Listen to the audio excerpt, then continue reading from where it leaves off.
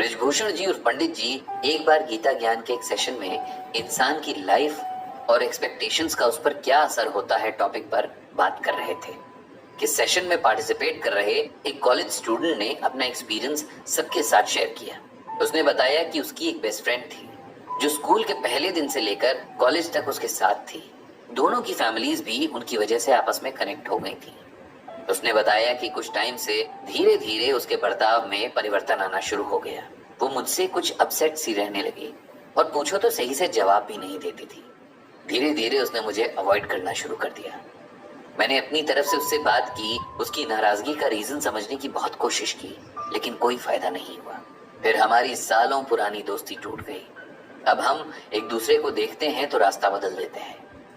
बात करना तो दूर की बात है, हम एक दूसरे का नाम भी नहीं लेना चाहते। उसके नाराज होने के पीछे की वजह उसकी मम्मी ने मुझे बताई, जो एक दिन मार्केट में बाय चांस मुझे मिल गई थी। उन्होंने बताया कि उसने मुझसे बहुत सारी एक्सपेक्टेशंस लगा रखी थी। वो चाहती थी कि मैं उसके अलावा किसी से फ्रेंडशिप ना करूं, और अगर करूं भी तो वही मेरी बेस्ट फ्रेंड रहे। लेकिन कॉलेज में आकर मेरे और भी फ्रेंड्स बन गए थे, जिनमें लड़कियां और लड़के दोनों शामिल थे। ये एक नेचुरल सी बात भी थी, लेकिन मेरी फ्रेंड को ये समझ नहीं आ रहा था। उसने कभी मुझसे अपनी एक्सपेक्टेशंस के बारे में खुलकर नहीं कहा, वरना मैं उसे समझाता और कोशिश करता कि उसे बात समझ में आ जाए। लेकिन उसने तो अपने मन में कहीं बैठा लिया था कि मैं उसके बिना कहे ही उसकी सारी बातें समझ जाऊंगा।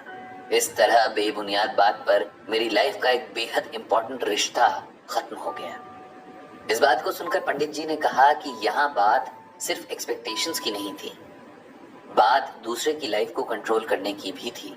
आपकी फ्रेंड बेशक आपको बहुत प्यार करती होंगी, लेकिन कहीं ना कहीं उनके मन में ये इच्छा भी थी कि आपकी लाइफ, खासकर फैमिली से बाहर आपके रिलेशंस, उनके कंट्रोल में रहें और आप वही करें, उन्हीं लोगों को चूज करें जिन्हें वो पसंद करती है। अगर आपने ये किया तो आप बहुत अच्छे, वरना जिसे आप अपनी लाइफ का इतना इंपॉर्टेंट रिलेशन मान रहे थे, वो एक झटके में खत्म हो गया। पंडित जी ने कहा कि ये सच है कि बिना एक दूसरे की मदद किए या एक दूसरे का साथ दिए ये दुनिया नहीं चल सकती है। अकेला इंसान सब कुछ नहीं कर सकता है, और हम इंसानों को तो वैसे भी सोशल एनिमल कहा जाता है। हम अकेले नहीं रह सकते क्योंकि हम अकेले रहने के लिए बने ही नहीं हैं, और इसी वजह से हम एक दूसरे से एक्सपेक्टेशंस भी पाल लेते हैं। अगर सामने वाला उन पर खरा उतर गया तो बहुत अच्छा, और नहीं उतरा तो वो हमारे लिए खराब हो जाता है। हमारे ज्यादातर दुखों की वजह यही है कि हम दूसरों से और खुद से भी बहुत उम्मीदें पाल कर बैठते हैं। कई बार तो हम सामने वाले को बताते भी नहीं कि हम उससे क्या चाहते हैं, और फिर जब वो हमारे मन की नहीं करता तो वो हमारे लिए बुरा इंसान बन जाता है। इंसान तो दूर, हम तो भगवान से भी इस तरह का रिलेशन रखते हैं कि अगर हमारे मन की इच्छा पूरी हो गई तो वही सच्चा भगवान है, और अगर नहीं हुई तो भगवान भी बायस्ड है या भगवान है ही नहीं। श्रीमद् भागवत गीता हमारे मन से इस गलत फहमी को दूर करती है। हमें सिखाती है कि इंसान को किसी से भी कोई एक्सपेक्टेशन नहीं रखनी चाहिए, चाहे ये करना कितना भी मुश्किल लगे, लेकिन इसकी प्रैक्टिस कर लेनी चाहिए।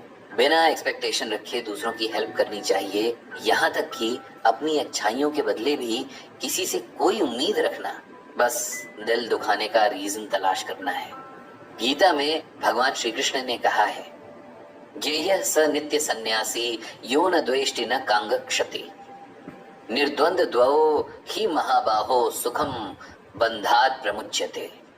यहाँ पर भगवान श्री कृष्ण कहते हैं कि हे अर्जुन, जो इंसान न ही किसी से जलन करता है और न ही किसी से कोई उम्मीद करता है, वो इंसान कर्मयोगी है, और उसको हमेशा सन्यासी ही समझना चाहिए।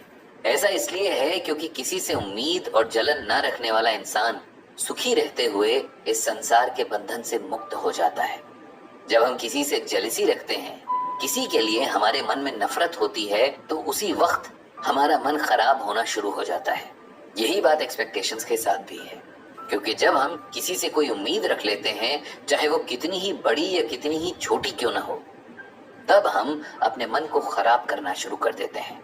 जिससे हम उम्मीद लगाते हैं अगर वो हमारे मन मुताबिक हमारा काम कर देता है तो हम बहुत खुश होते हैं, लेकिन जैसे ही वो किसी भी वजह से हमारे मन के हिसाब से काम नहीं कर पाता तो हम उससे नफरत करना शुरू कर देते हैं। इसीलिए किसी से जलन रखना और किसी से आशा रखना दोनों ही गलत है, और ये दो बातें आपको जीवन में कभी न कभी बहुत दुख देंगी।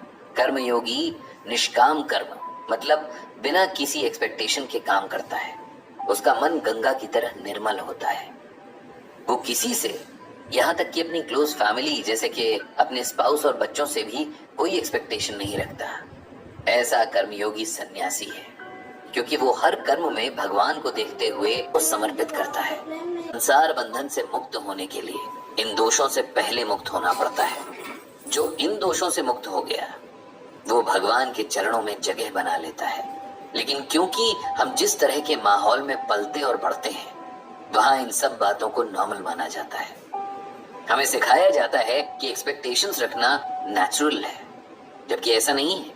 और इसीलिए किसी के लिए भी बिना एक्सपेक्टेशंस के रिलेशंस निभाना बहुत मुश्किल होता है। खुद को इस मेंटल स्टेट में लाने में बहुत प्रैक्टिस और पेशेंस की जरूरत पड़ती है, जो कि लगातार गीता पाठ और गीता ज्ञान को अपनी लाइफ में अप्लाई करने से ही पॉसिबल है। इसके बाद पंडित जी ने भगवान श्री कृष्ण से सबको सद्बुद्धि देने की प्रार्थना करते हुए सेशन खत्म किया।